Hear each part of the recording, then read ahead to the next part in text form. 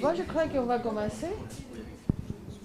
Donc aujourd'hui, nous avons la chance d'avoir Carmen Pedrosa Gutiérrez qui vient du Mexique. Carmen, c'est une collègue qui travaille sur la pêche, pêche marine et pêche continentale au Mexique. Et donc, je la rencontrais dans des colloques. Et donc, j'avais trouvé que ces présentations elles étaient intéressantes. Et donc, du coup, on a commencé à parler en anglais. Et puis, tout d'un coup, elle m'a dit, mais tu sais, je parle français parce que j'ai fait mon doctorat en France. Donc, du coup, notre relation est devenue encore plus approfondie. Donc, elle est venue ici parce qu'on prépare un livre sur le rôle des femmes dans la pêche dans le monde. Et donc, Carmen, elle va contribuer dans le livre. Et puis ensuite, on part toutes les deux en Hollande où on organise des sessions sur le rôle des femmes dans la pêche dans une grande conférence internationale. Donc, son séjour ici a été... C'est une professeure invitée, une chercheure invitée par l'accès 8, d'où aussi le fait qu'on fait cette présentation. Et donc l'objectif, c'est quand même de préparer un projet en commun pour le Mexique. Donc, parce qu'il y a des rapports franco-mexicains. Et donc, il y a des possibilités de faire un projet dont on a déjà discuté. Je ferme la porte.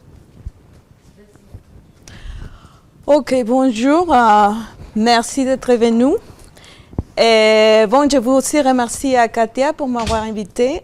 Jusqu'à maintenant, bon, ça a été une expérience très intéressante. Et bon, je vais essayer de parler en français. Je sais que des fois, j'arrive pas à trouver les mots, mais de toute façon, après, on peut faire des questions et je vais trouver les moyens de vous expliquer. Alors, moi, d'abord, je voudrais un peu parler de mon université. Moi, je travaille à l'Université nationale autonome du Mexique. Et bon, c'est l'université plus grande et plus importante du Mexique. Et c'est aussi la deuxième université plus importante de l'Amérique latine. La première, c'est l'Université de Sao Paulo et la deuxième, c'est cette université. C'est une université très grande, comme vous pouvez voir. Et cette année, on a plus de 300 000 étudiants. On est environ plus de 5 000 enseignants-chercheurs parce qu'on a les postes d'enseignants-chercheurs et on a aussi les postes de chercheurs. On a les deux et on travaillait dans différentes facultés et instituts. Okay?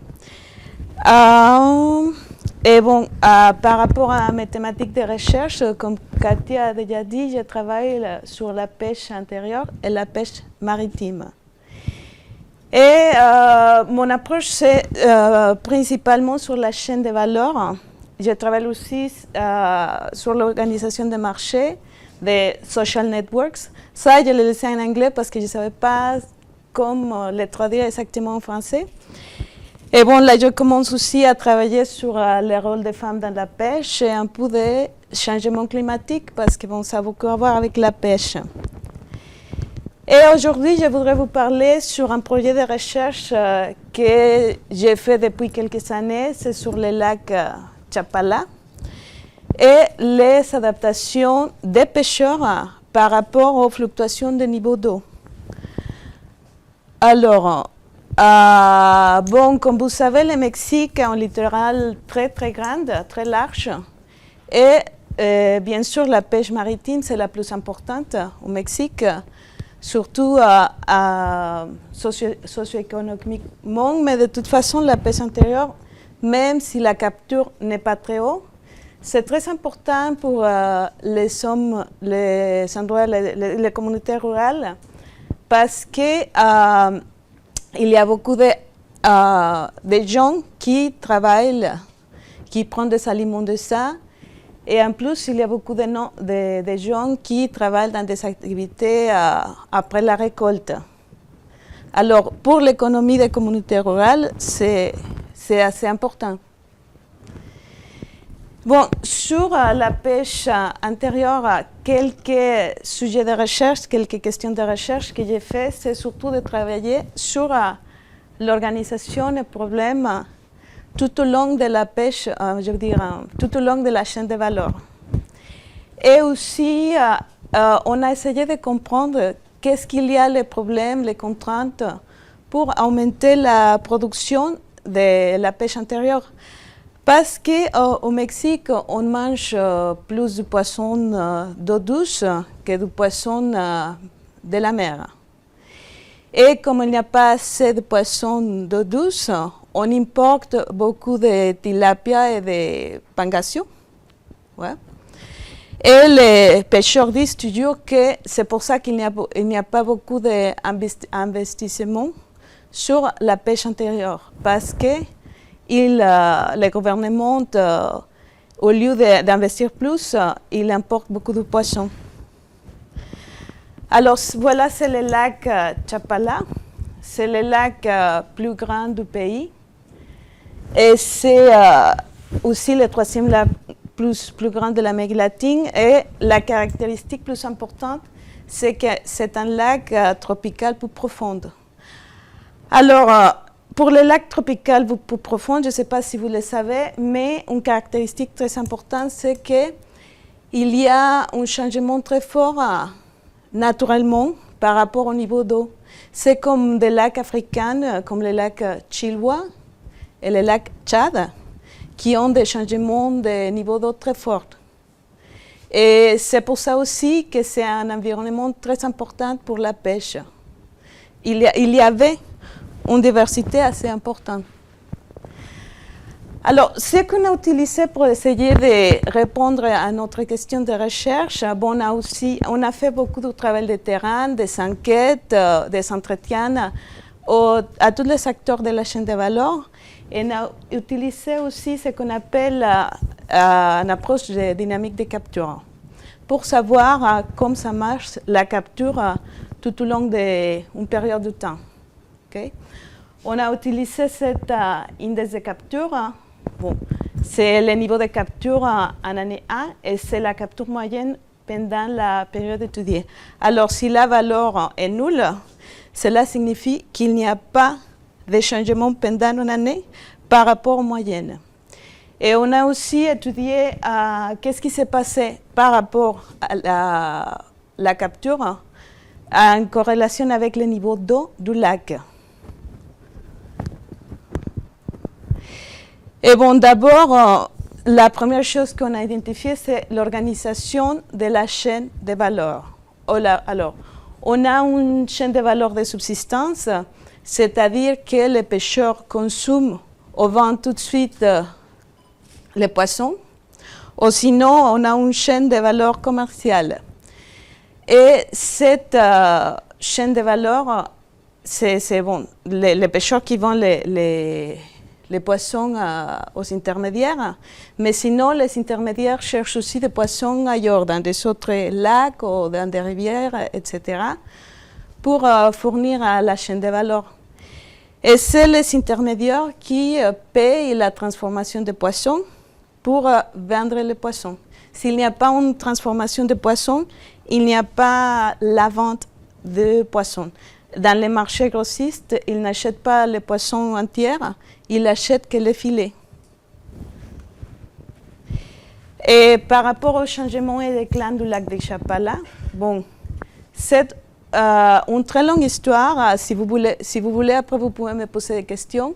Mais en général, ce lac a eu beaucoup de transformations. D'abord, aux années en 1910, le gouvernement a décidé de sécher la partie des zones humides du lac pour développer l'agriculture. Et après, bon, ça a eu par conséquence de différentes crises d'eau, mais les crises d'eau ne sont pas seulement par rapport à la dessiccation du lac, mais c'est aussi par des phénomènes climatiques comme El Niño. Et il y a aussi une forte évaporation d'eau dans les mois plus chauds de l'année. Mais en plus, chaque année, la précipitation d'eau change. Il y a de moins en moins de précipitations. Bon, j'ai oublié de le mettre là aussi, mais les apports d'eau, l'entrée d'eau, chaque année, c'est de moins en moins parce que l'eau est distribuée pour faire de l'agriculture. Et l'eau est aussi utilisée pour la production d'électricité. Et une autre chose très importante, c'est que le lac fournit de l'eau à la ville de Guadalajara. Et la ville de Guadalajara, c'est la 12e ville plus grande au Mexique. On parle environ de 6 millions d'habitants et 60% de l'eau vient du lac. Alors, c'est une pression très importante pour l'utilisation de l'eau.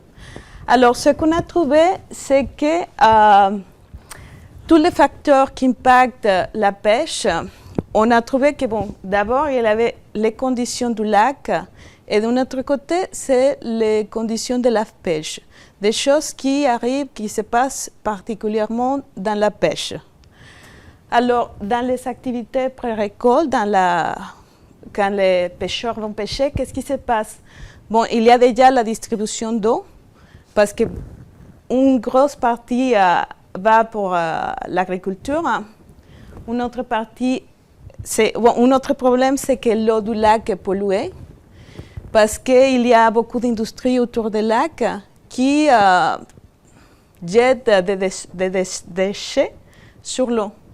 Et il y a aussi l'eutrophisation de l'eau. Du côté de la pêche, il y a les espèces exotiques. En fait, ils ont mis des tilapia et des carpes dans les lacs. Et ce type d'espèces ont pris la plupart de la place des espèces indigènes. Et ça a changé toute la dynamique du marché. C'est pour ça qu'ils font les filets. Parce qu'avant, c'était une organisation de marché différente par rapport aux espèces indigènes. Et après qu'il n'y a plus d'espèces indigènes, il doit recommencer à mettre un nouveau produit dans les marchés. Et après, ils font des repeuplements de poissons, mais ce n'est pas des repeuplements des espèces indigènes, c'est des repeuplements de tilapia plutôt. Et après, bon, dans les activités de récolte, quand les pêcheurs font la pêche, en fait, il y a beaucoup de jacines d'eau. Ce qui se passe, c'est que des fois, il y a tellement de jacines d'eau dans les lacs que c'est impossible de sortir pour pêcher. Et bon, des fois, il n'y a pas d'eau, alors que ce n'est pas possible pour sortir, ou il faut aller très loin pour pouvoir pêcher. Et bon, il y a aussi beaucoup de surpêche et de la pêche IUU fishing, illégale, voilà. Et après la récolte, j'ai mis qu'il y a la connaissance des consommateurs parce qu'il y a des gens qui savent que l'eau du lac est polluée. Alors, il y a beaucoup de gens qui ne veulent pas acheter les poissons qui viennent du lac. Et une autre chose, c'est qu'il y a le commerce informel. C'est toujours les intermédiaires qui prennent la plupart des prix des poissons, qui gagnent le plus et qui payent très peu aux pêcheurs. Il n'y a pas de bonne installation de conservation, il y a une mauvaise hygiène et les importations de poissons, comme je vous ai dit, sont assez importantes et empêchent les investissements pour améliorer la pêche. Je vais vous montrer quelques photos pour que vous pouvez voir plus ou moins ce que je vais vous dire. D'abord, ça c'est la dynamique de la capture. Et comme vous pouvez voir, il y a une grosse différence. Et la plupart des poissons qu'on trouve, c'est la carpe et la tilapia. Les charals, c'est une des espèces indigènes, mais ça c'est une petite partie de la capture.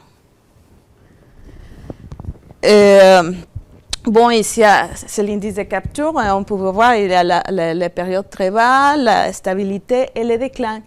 Et ça a une corrélation assez forte avec le niveau d'eau. Le bleu, c'est le niveau d'eau, comme il change pendant les années qu'on a fait l'étude. Les années qu'on a fait l'étude, c'est de 2000 à 2012. Et alors, ça, c'est le changement des niveaux de la capture. Et comme vous pouvez voir, il y a une corrélation assez forte parce que, bon, il n'y a pas d'eau, il n'y a pas de poissons. Alors ça, c'est un gros problème pour les pêcheurs. Je ne sais pas si vous arrivez à voir la photo qui est derrière. Ça, c'est le lac quand il n'y a pas d'eau. Et ici, c'est ça exactement ce que je vais vous dire. Les photos en eau, c'est les photos quand le lac se sèche. Et les photos en bas, c'est quand il y a de l'eau dans le lac. En plus, une autre chose qui est assez importante, c'est les activités touristiques. S'il y a de l'eau, les touristes viennent, mais s'il n'y a pas de l'eau, il n'y a personne qui vient. Ça, j'essaie de montrer un peu les impacts sur les revenus. Par exemple, quand les pêcheurs ont un bon récolte, un bon volume de capture, ils gagnent au moins 5 fois de plus que quand il n'y a pas de poisson. Et les intermédiaires, c'est toujours qui gagnent la plupart de l'argent. En fait, en bas, il y a le pourcentage de prix que chacun prend par rapport au prix du marché. Et si vous pouvez voir, les pêcheurs prennent que 9% du prix final. Et c'est surtout les restaurants, les intermédiaires, tous les intermédiaires qui gagnent le plus de l'argent du prix final de ce produit. Et il y a aussi, par rapport à ça, par rapport aux adaptations au niveau d'eau, il y a des différentes stratégies d'adaptation. Par exemple, les pêcheurs, ce qu'ils essayent de faire, c'est de diversifier ces activités ou de changer les outils de pêche. Par exemple, ici, dans la photo en eau, ils essayent de faire de l'agriculture. Parce que comme dans la plupart des communautés autour des lacs, les pêcheurs, on était toujours des pêcheurs de génération en génération, mais le problème c'est que comme ils étaient toujours des pêcheurs, ils n'ont pas de terrain pour faire l'agriculture. Alors quand les lacs se sèchent, tous les terrains qui deviennent sèches, découverts, qu'il n'y a pas d'eau, et ils prennent un morceau pour développer l'agriculture pendant le temps que le lac est sec. Mais le problème aussi, c'est que des fois, ça commence la saison de pluie, et c'est arrivé qu'il y a toute l'agriculture déjà faite, et il y a l'eau qui arrive d'un coup comme ça, et de toute façon, il perd toute la récolte, tous les produits. Et sinon, une autre chose qu'ils font, c'est, comme je dis, c'est l'adaptation des outils de pêche. Oui, c'est bien dit ça. Mais on dit aussi que c'est une mauvaise ou une maladaptation parce que comme ils changent les outils de pêche, ils provoquent la surpêche. Ils pêchent les petits poissons et le problème, ça devient de plus en plus grand. Et c'est pour ça aussi qu'ils font le repeuplement des poissons. C'est les gouvernements qui le font pour essayer de garder la pêche ou de maintenir la pêche. Et après, il y a aussi le rôle des femmes dans la transformation des poissons. En fait, ça a devenu très important parce que, comme je dis, si le poisson n'est pas enfilé, les marchés grossistes ne les prennent pas. Alors, il faut que les poissons soient enfilés pour les vendre. Et alors, le travail des femmes, c'est très important parce qu'en plus qu'ils gagnent d'argent, il y a un revenu extra pour les communautés. Mais, par exemple, s'il n'y a pas de poissons du lac, il y a toujours des poissons d'ailleurs, des autres lacs, ou les intermédiaires, ils trouvent des poissons n'importe où. Alors, c'est les femmes qui ont toujours du travail, même si ces maris n'ont pas de travail parce qu'il n'y a pas de poissons dans les lacs. Et pour l'économie des communautés, ça est devenu un travail très important, mais aussi pour la vente de poissons. Parce que, comme je dis, si ce n'est pas enfilé, les grossistes ne les prennent pas. Alors, en général, ce qu'on a trouvé, comme vous pouvez voir, c'est toujours que que les pêcheries, la pêche du lac est affectée par des facteurs environnementaux. Bon, la nature du lac elle-même a aussi des variations, mais ces variations sont affectées par les phénomènes naturels et par l'extraction de l'eau. Et il y a aussi l'organisation tout autour du lac par rapport à la vente de poissons. Il n'y a pas d'organisation qui aide les pêcheurs pour vendre les poissons. Alors il y a toujours les intermédiaires qui vendent les poissons. Et aussi, il y a une mauvaise gestion d'eau et de la pêche parce qu'il n'y a pas... Bon, c'est très difficile de garder le niveau d'eau parce qu'il y a toujours les agriculteurs qui disent on veut avoir plus de l'eau, alors et l'eau pour la ville de Guadalajara, alors c'est toujours la pression pour avoir plus de l'eau. Et tout ce type de problèmes affecte tout au long de la chaîne de valeur. Alors on a la relation entre les aspects biologiques et sociaux de la pêche. S'il n'y a pas de poissons, il y a moins de revenus dans les communautés rurales. Et bon, con l'analyse qu'on a fait de la dynamique de capture, on peut voir que la pêche est complètement instable. Et toute la diminution des captures, bon, comme vous pouvez voir, sont très fortement liées aux conditions environnementales du lac. S'il y a de l'eau, il y a des poissons. S'il n'y a pas de l'eau, bon, il n'y a pas de poissons. Et ça a un impact négatif sur l'économie des pêcheurs des communautés rurales. Alors, on a trouvé que ça arrive pas seulement dans le lac de Chapala, parce qu'en fait, on a fait l'étude sur un autre lac et il y a des conditions similaires. Alors, par rapport à ça, on peut dire que la détérioration des masses d'eau intérieures a un impact très fort sur l'économie et la subsistance des communautés rurales. Alors, c'est pour ça qu'on dit que la pêche intérieure, c'est très important pour les communautés rurales, même si par rapport au volume de capture, n'est pas très important pour l'économie rurale est importante. Et bon, ça c'est tout, merci. Et je ne sais pas si vous voulez poser des questions, moi je suis ouverte, j'espère que vous avez bien compris et que mon français n'était pas aussi mauvais.